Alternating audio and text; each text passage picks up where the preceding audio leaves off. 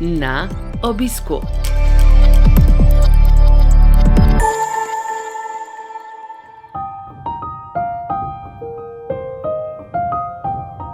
Dobrodošli v novi epizodi serije podkastov Na obisku, ki nastaja v produkciji Slovenskega združenja bolnikov z limfomom in levkemijo.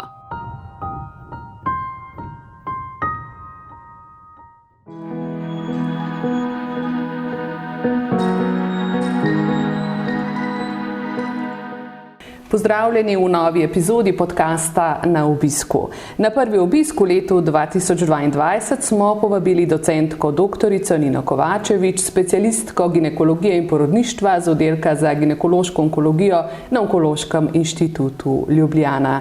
Doktorica Kovačevič, hvala lepa, da ste si vzeli čas in prišli med nas. Lepo pozdravljeni in seveda z največjim veseljem. Pa kljub temu, da prihajate z oddelka za ginekološko onkologijo, ne bomo govorili danes o ginekoloških rakih, temveč bolj o težavah, ki jih v spolnosti prinaša onkološko zdravljenje. Te so mnogotere, redko o njih spregovorimo, se mi zdi, da je še zmeraj veliko tabujev, kadar imamo v mislih spolnost. Vsekakor res. Ne glede na današnji čas, ko je preko spletnih medijev na voljo mnogo vsebin tudi o spolnosti, je kakorkoli spolnost še vedno neka intimna stvar, neka tabu tema, predvsem pri starejših bolnicah, bolnikih. Opažamo, da to je tema, o kateri se ne govori, če pa seveda potem zraven dodamo še diagnozo rakastega obolenja, je pa to sploh tema tabu, o kateri govorimo z izbranimi ljudmi, če sploh govorimo ob izbranih priložnostih. Premnogokaterekrat je potrebno, da dobimo celo recimo temu neko spodbudo, da o teh težavah spregovorimo. Kje bolnik dobi takšno spodbudo, morda tudi strani lečečega zdravnika, v vašem primeru strani onkološke ginekologinje, a ne? Kje v resnici lahko spregovori o svojih skrbeh, svojih opažanjih glede sprememb v spolnosti, ki močno vpliva na kakovost življenja posameznika? Pravzaprav bi mogli biti zdravniki, ne glede na to, iz katere vrste specialnosti smo, bi morali biti bolniku vedno na voljo za intimne pogovore, za teme, o katerih ne govori s prijatelji, za družino. In glede na to, da vemo, da o teh temah sami težko spregovorijo, bi morali pravzaprav vsi zdravniki nekje v mislih imeti, da pač paciente moramo spodbuditi, da govorijo o tej temi, morda jih celo opomniti, da pravzaprav tudi te težave obstajajo, da jih lahko lajšamo, da jih lahko zdravimo, če ne drugega že, da se o njih pogovarjamo, pa so potem težave velikokrat lažje.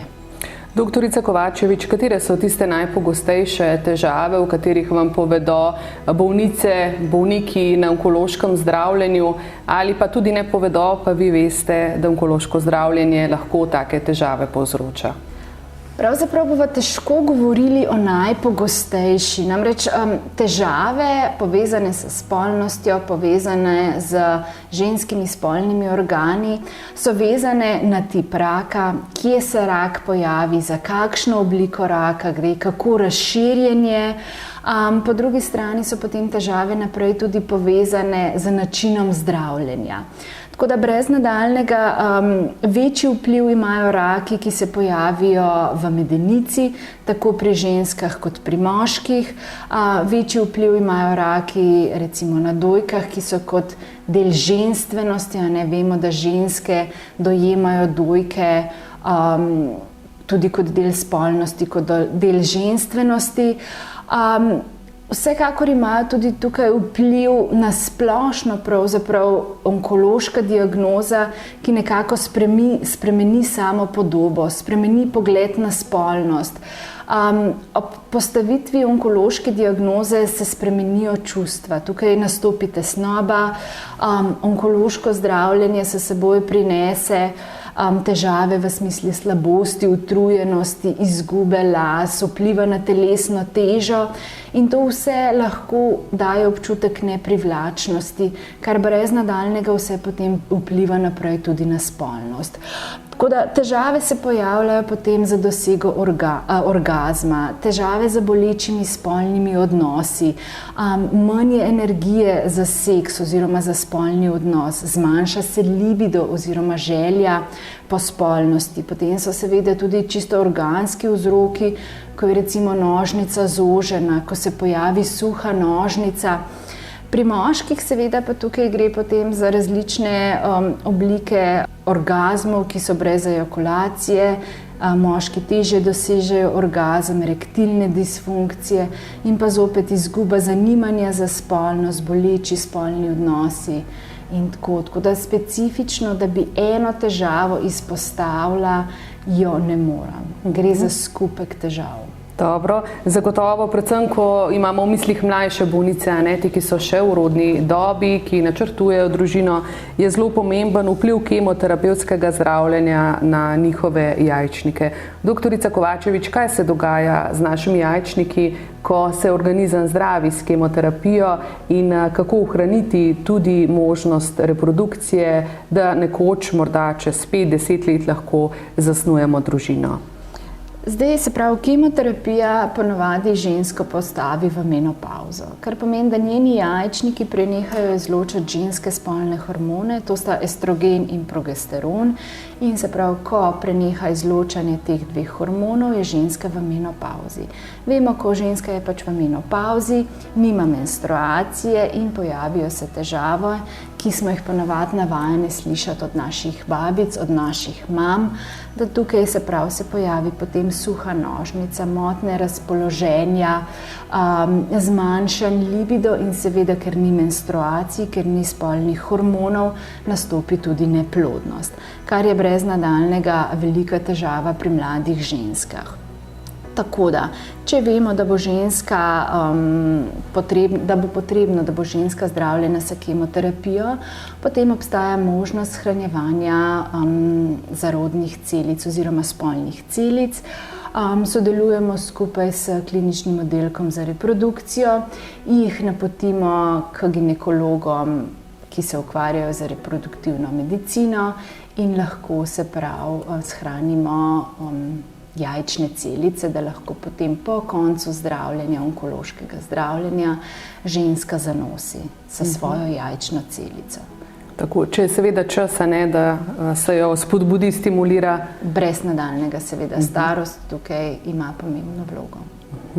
Kako pa je z moškimi, z njihovimi spolnimi celicami? Tudi oni jih morajo pogosto shraniti, danes te možnosti na srečo so in so lahko potem v prihodnosti, ko onkološko bolezen zazdravijo, pozdravijo, se odločijo za starševstvo. Tako je, ravno tako pri moških lahko shranjujemo spermije in potem oploditev po končanem zdravljenju oziroma po končani terapiji.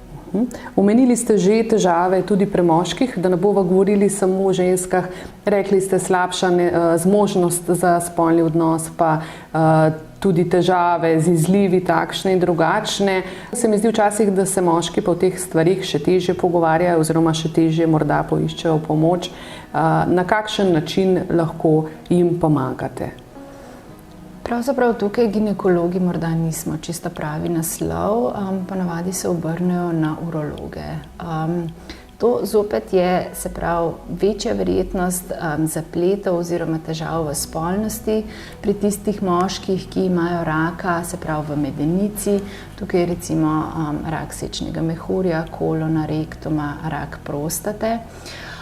Največkrat se moški srečujejo z erektilno disfunkcijo, z izgubo zanimanja za spolnost in seveda z manjšim libidom.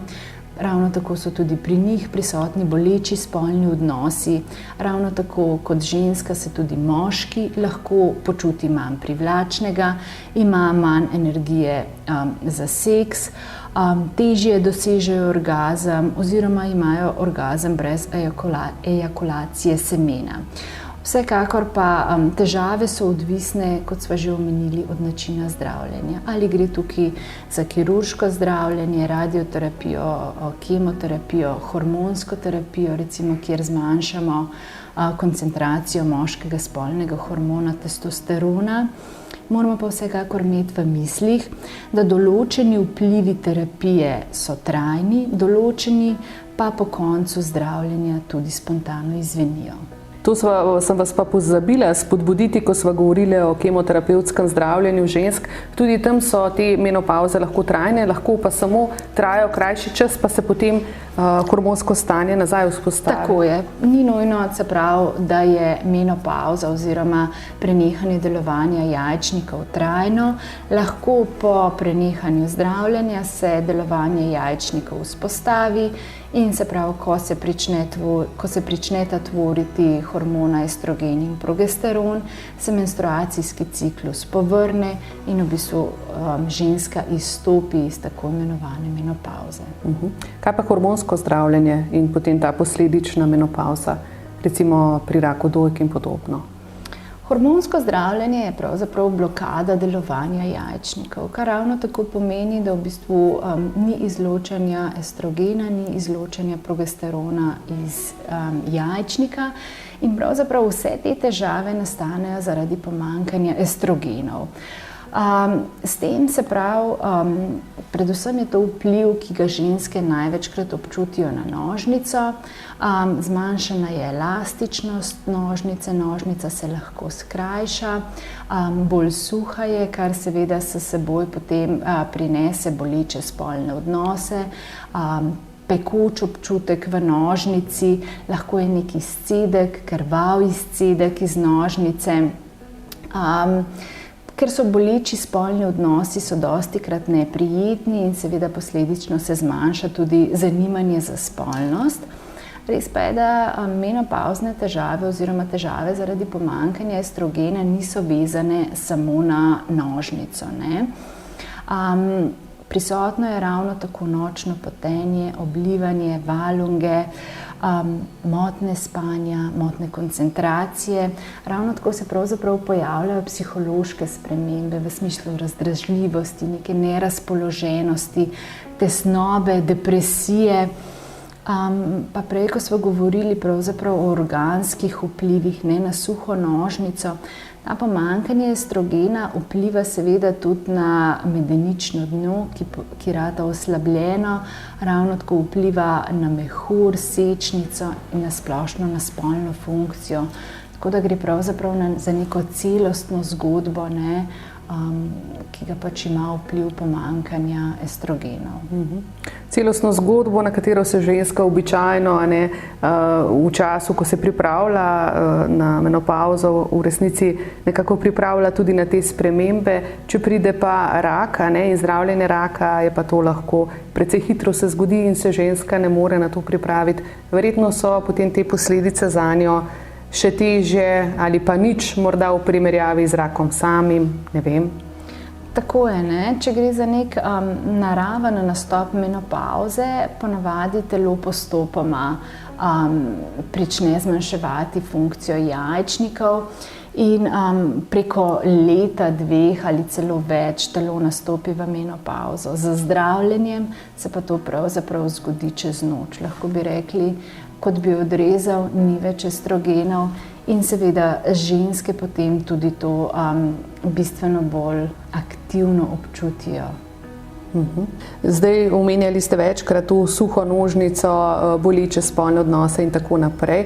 Kako lahko bolnici, ki ima ravno v teku denimo onkološko zdravljenje ali ga je pred kratkim zaključila, pri tem pomagate? Medicina gre naprej, o stvarih se pogovarjamo in tudi pomagate nam lahko. Seveda, absolutno. Tukaj zgodba nikakor ni končana. Zopet odvisno, za katero vrsto raka gre.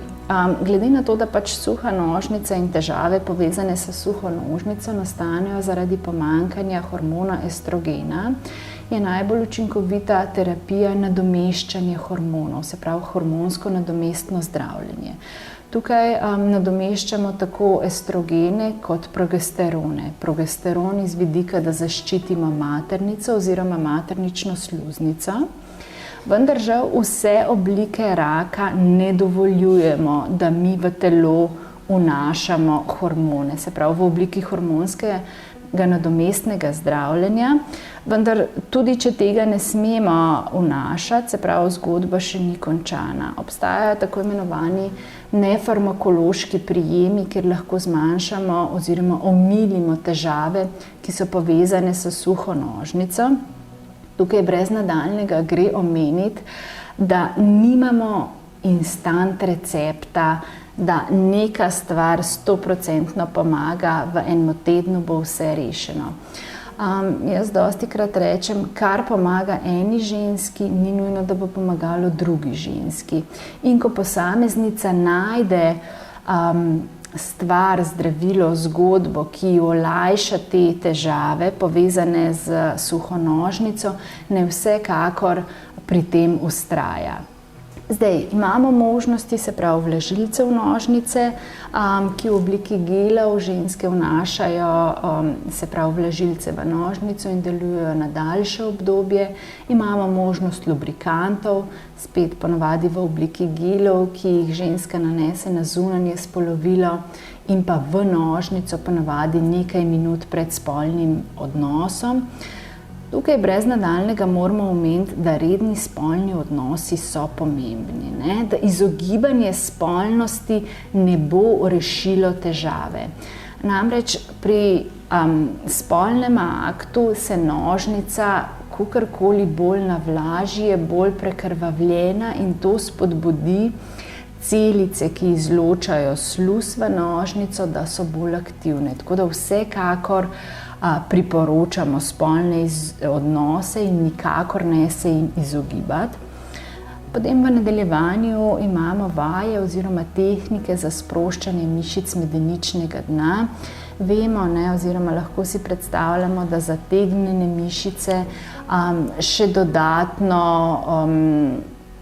povzročijo, da je spolni odnos neprijeten, tako da ko se naučimo sprostiti mišice, je že iz tega vidika spolni odnos lahko bolj prijeten. Potem imamo možnosti zdravljenja z laserjem oziroma z radiofrekvenčno terapijo, kjer s pomočjo toplote oziroma laserskih žarkov delujemo na kolagenska vlakna. S tem ne bi se povečala prekrvavitev nožnice.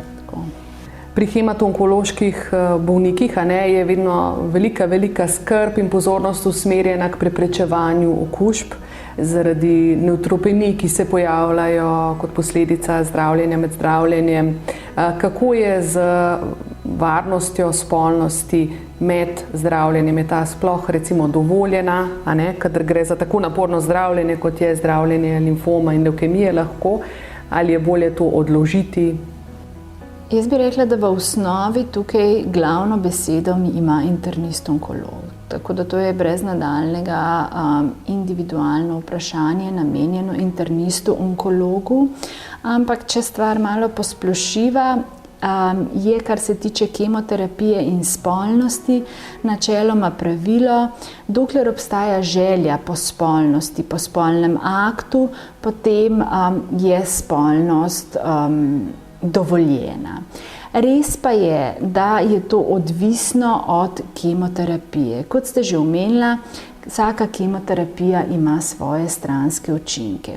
In vkolikor prihaja, se pravi, do nevtropenije, do zmanjšanja belih krvničk, obstaja tudi večja verjetnost okužb. Namreč imunski sistem je v tem primeru kompromitiran, se pravi oslabljen, in vemo, da pravzaprav pri vsakem spolnem odnosu nastanejo neke majhne poškodbe, laceracije, ki ni nujno, da se vidijo, in je s tem tudi večja možnost okužb. In če telo ima oslabljen imunski sistem, potem se ne more učinkovito braniti pred okužbami, tako da v takem primeru brez nadaljnjega je spolnost odsvetovana. Ravno tako je recimo spolnost odsvetovana, če se pojavi trombocitopenija, se pravi, če se zniža število trombocitov, to so krvničke, ki so odgovorne za starjevanje krvi. Če je njihovo število premajhno, potem seveda so tudi možne večje krvavitve in v takem primeru ravno tako spolnost odsvetujemo. Vsekakor moramo pa vse skozi imeti v mislih, da med kemoterapijo je odsvetovana zanositev. Namreč kemoterapija deluje teratogeno na plod, predvsem v prvem trimestru, ko se razvijajo organi, tako da vedno je potrebno skrbeti, da ženska ne zanosi. Ravno to sem vas hotela vprašati. Zadnjič smo imeli v Slovenskem združenju nedolgo nazaj informativni dan o KLL in je docent dr. Škrgeta med drugim pojasnil tudi, kako pomembna je zaščita v smislu ali kondoma ali neke bariere, ko imata spolnost partnerja, od katerih eden pravzaprav prejema kemoterapijo, da lahko ti presnovki teh zdravil prehajajo prek sluznice v drugega človeka. Kako je s tem? Ja, vsekakor. Nekje priporoča se med 48 do 72 ur po prejeti kemoterapiji, da se uporablja kondom. Se pravi, kar se tiče spolnih odnosov, pa ne gre tukaj za vaginalni, analni ali oralni spolni odnos, zato da partner, se pravi, ne prejema presnovkov citostatikov oziroma citostatikov. Ravno tako je tukaj mogoče na mestu omeniti, da citostatiki so prisotni tudi v slini in se ravno tako odsvetuje nekje 48 do 72 ur po prejeti kemoterapiji poljubljanje oziroma izogibanje poljubljanju z odprtimi usti. Ravno iz tega vidika, da ni partner izpostavljen citostatikom.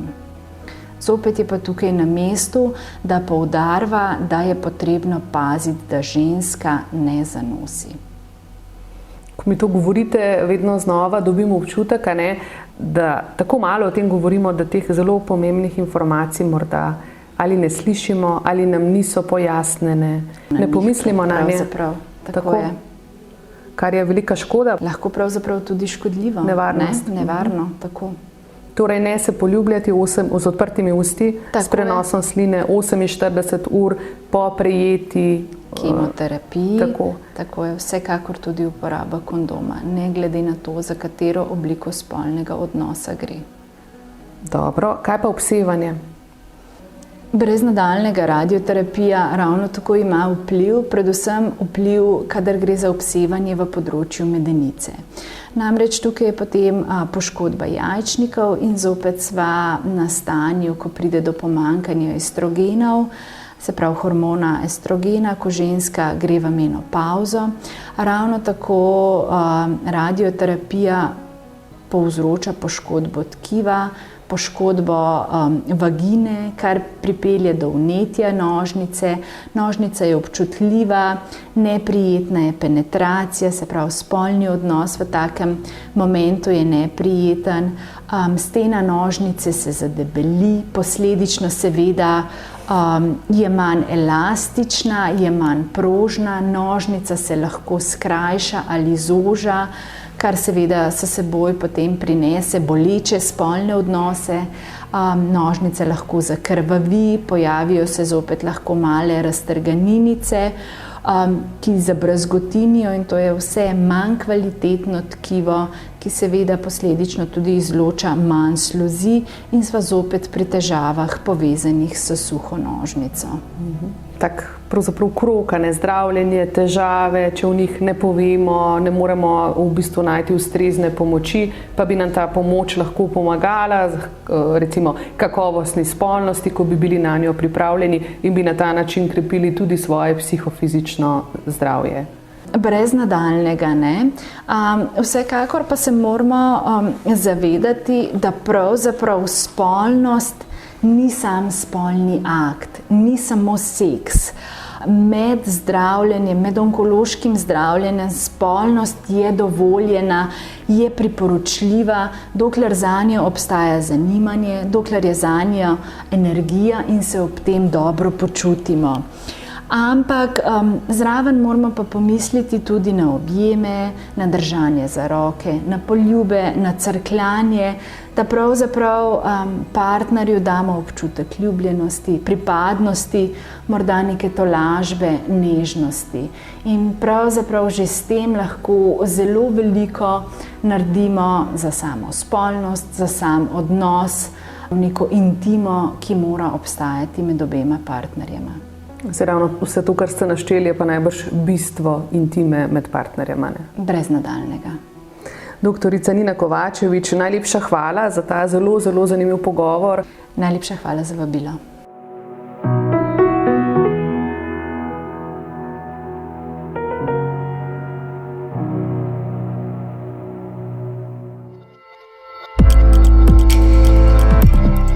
V našo družbo vabljeni spet čez 14 dni. Naslišanje.